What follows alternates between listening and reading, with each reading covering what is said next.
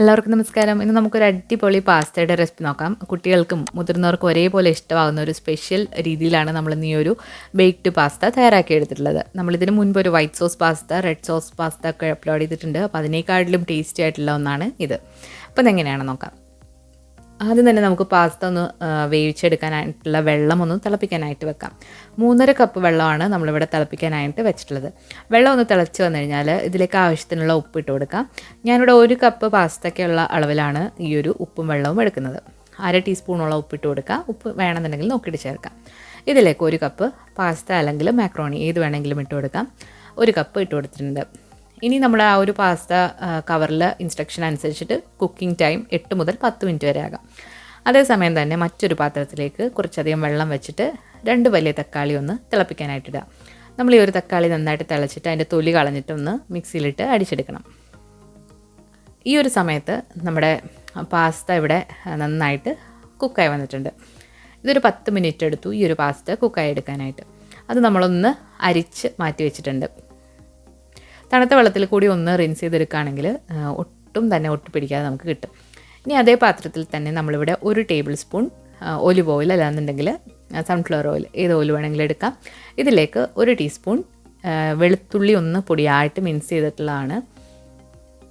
വെളുത്തുള്ളി ഇനി നന്നായിട്ടൊന്ന് മൂത്ത് വരട്ടെ.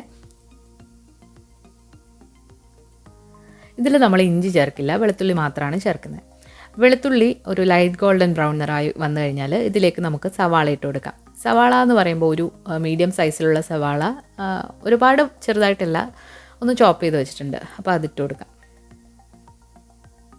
ഈ ഒരു പാസ്ത നിങ്ങൾക്ക് പല രീതിയിൽ ട്രൈ ചെയ്യാം. അപ്പോൾ നമ്മൾ ഇന്ന് വളരെ സിമ്പിളായിട്ടാണ് ഈ ഒരു പാസ്ത ചെയ്യുന്നത്. സോസൊന്നും തയ്യാറാക്കാതെ ഉള്ള ഒരു പാസ്തയാണ്. അപ്പോൾ നിങ്ങൾക്ക് വേണമെന്നുണ്ടെങ്കിൽ വൈറ്റ് സോസ് പാസ്തയുടെ രീതിയിലും ഈ ഒരു പാസ്ത പ്രിപ്പയർ ചെയ്യാവുന്നതാണ്. ഇതിലേക്ക് നമുക്ക് ചില്ലി ഫ്ലേക്സ് അല്ലാന്നുണ്ടെങ്കിൽ പാപ്രിക്ക എന്ന് പറയുമ്പം ഒട്ടും തന്നെ എരിവില്ലാത്ത ചുവന്ന കളറിലുള്ള ക്യാപ്സിക്കം ഉണക്കി പൊടിച്ചതാണ്. ഇത് മുളക് പൊടി അല്ല, അപ്പോൾ ഒരുപാട് എരിവ് കാണില്ല. ഇതിലേക്ക് കുറച്ച് കുരുമുളക് പൊടി ഇട്ട് കൊടുക്കാം. ഇനി നിങ്ങളുടെ കയ്യിൽ ക്രഷ്ഡ് ചില്ലിയും അതുപോലെ തന്നെ പാപ്രിക്ക ഇല്ലാന്നുണ്ടെങ്കിൽ കുറച്ച് മുളക് പൊടി ഇട്ട് കൊടുക്കാം, നിങ്ങളുടെ എരിവിനനുസരിച്ചിട്ട്. കൊച്ചു കുട്ടികൾക്കൊക്കെ ആണെങ്കിൽ എരിവ് കുറച്ചിട്ട് കൊടുക്കുന്നതാണ് നല്ലത്. അപ്പോൾ ഇതൊന്ന് മൂത്ത് വന്നിട്ടുണ്ട്. ഇതിലേക്ക് ഇനി നമ്മൾ ഇട്ട് കൊടുക്കാൻ പോകുന്നത് പച്ചക്കറികളാണ്. പച്ചക്കറികളിൽ നിങ്ങളുടെ ഇഷ്ടത്തിന് ചേർത്ത് കൊടുക്കാം. ഞാനിവിടെ ക്യാരറ്റും അതുപോലെ തന്നെ കുറച്ച് ബീൻസും അതുപോലെ കുറച്ച് ക്യാപ്സിക്കം എടുത്തിട്ടുണ്ട്. ഇതിനങ്ങനെ പ്രത്യേകിച്ച് അളവൊന്നുമില്ല, നിങ്ങളുടെ ഇഷ്ടത്തിന് കൂട്ടോ കുറയ്ക്കോ ചെയ്യാവുന്നതാണ്. കുറച്ച് നീളം ഉള്ള കഷ്ണങ്ങളായിട്ടാണ് ഈ ഒരു പച്ചക്കറി നമ്മൾ മുറിച്ചെടുത്തിട്ടുള്ളത്. ആ ഒരു പാസ്തയുടെ അതേ ഷേപ്പിലാണ് നമ്മൾ പച്ചക്കറി മുറിച്ചെടുത്തിട്ടുള്ളത്. അപ്പോൾ ഇതെല്ലാം കൂടി ഇട്ട് നന്നായിട്ടൊന്ന് വഴറ്റിയെടുക്കാം. ഒരുപാട് അങ്ങ് ഇത് കുക്കാക്കി എടുക്കേണ്ട ആവശ്യമില്ല, കാരണം നമ്മൾ ഇനി ഇത് വീണ്ടും ഒന്നുകൂടെ ഒന്ന് കുക്കാക്കാനുള്ളതാണ്. അപ്പോൾ ഈ ഒരു പച്ചക്കറി ഒന്ന് മൂത്ത് വന്നു കഴിഞ്ഞാൽ ഇതിലേക്ക് നമ്മൾ ഇനി ചേർത്ത് കൊടുക്കാൻ പോകുന്നത് നമ്മൾ നേരത്തെ പുഴുങ്ങാനായിട്ട് മാറ്റി വെച്ചിട്ടുള്ള തക്കാളി തൊലി കളഞ്ഞതിന് ശേഷം മിക്സിയിലിട്ട് ഒന്ന് അരച്ചെടുക്കണം. അപ്പോൾ അത് നമുക്കിതിലേക്ക് ഇനി ചേർത്ത് കൊടുക്കാം.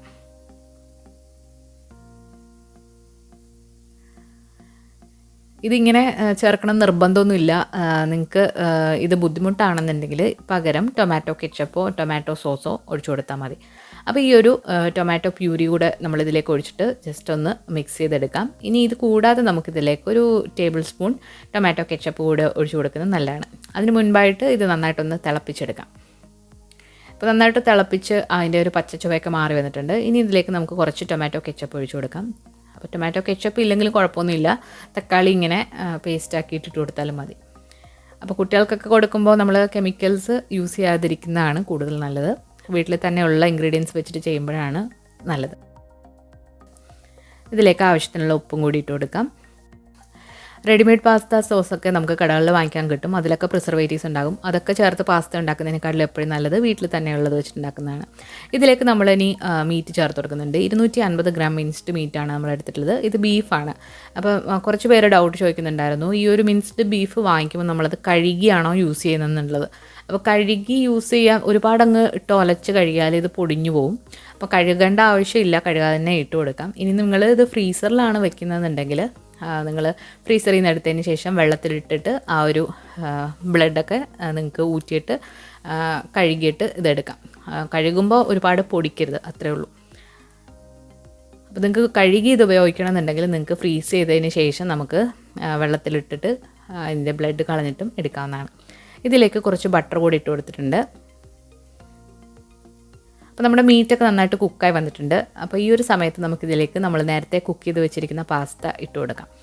ബീഫ് തന്നെ എടുക്കണം എന്ന് നിർബന്ധമൊന്നുമില്ല. നിങ്ങൾക്ക് ചിക്കനാണ് ഇഷ്ടമെന്നുണ്ടെങ്കിൽ ആ ഒരു പച്ചക്കറി വേവിച്ച ആ ഒരു സമയത്ത് നിങ്ങൾക്ക് ചിക്കനും കൂടി ഇട്ടിട്ട് വേവിച്ചെടുക്കാവുന്നതാണ്. അപ്പോൾ ഈ ഒരു പാസ്തയും കൂടെ ചേർത്ത് കൊടുത്തിട്ട് ഇത് നന്നായിട്ടൊന്ന് മിക്സ് ചെയ്ത് കൊടുക്കാം. ഇതിൽ നമ്മളിനി എക്സ്ട്രാ ആയിട്ട് വേറെ സോസൊന്നും പ്രിപ്പയർ ചെയ്യേണ്ട ആവശ്യമില്ല. കാരണം ഈ ഒരു സോസ് ഇതിൽ തന്നെ ഉണ്ട്. അപ്പോൾ എക്സ്ട്രാ ആയിട്ട് നമ്മൾ ഇതിൽ വൈറ്റ് സോസോ ഒന്നും ചേർക്കേണ്ട ആവശ്യമില്ല. ഇപ്പോൾ നമ്മുടെ പാസ്ത ഇവിടെ റെഡി ആയിട്ടുണ്ട്. ഈ ഒരു സമയത്ത് നമ്മൾ 2 മീഡിയം സൈസിലുള്ള ഉരുളക്കിഴങ്ങ് തൊലി കളഞ്ഞിട്ട് കുറച്ച് ബട്ടറും അതുപോലെ ഉപ്പും കൂടി ഇട്ടിട്ട് ഒന്ന് മാഷ് ചെയ്ത് വെച്ചിട്ടുള്ളതാണ്. ഇതൊരു മാഷ്ഡ് പൊട്ടറ്റോ ആണ്. അപ്പോൾ ഇത് തികച്ചും ഓപ്ഷണലാണ്. ഇതിട്ടാൽ ഒന്നുകൂടെ അടിപൊളിയാവും ഈ ഒരു ബേക്ക്ഡ് പാസ്ത. ഇത് ചേർക്കണമെന്ന് യാതൊരു നിർബന്ധവും ഇല്ല. നിങ്ങൾക്ക് പാസ്ത മാത്രമായിട്ടും എടുക്കാവുന്നതാണ്. ഇനിയൊരു ഓവൻ സേഫ് ആയിട്ടുള്ളൊരു ബൗളിലേക്ക് കുറച്ച് ഓയിലൊന്ന് ബ്രഷ് ചെയ്ത് കൊടുക്കുക. ഇത് ഓവൻ ഇല്ലാത്തവർക്കും ചെയ്ത് നോക്കാവുന്നതാണ്. നിങ്ങൾ ഈ ഒരു ഡിഷിന് പകരം നിങ്ങൾ ഏതെങ്കിലും സോസ് പാനോ അല്ലാന്നുണ്ടെങ്കിൽ നോൺ സ്റ്റിക്ക് ആയിട്ടുള്ള ഫ്രൈയിങ് പാനോ യൂസ് ചെയ്താൽ മതി. അപ്പോൾ നമ്മൾ ആദ്യം ഈ ഒരു പാസ്ത ഇതിലൊന്ന് ലെയർ ചെയ്ത് കൊടുക്കുക.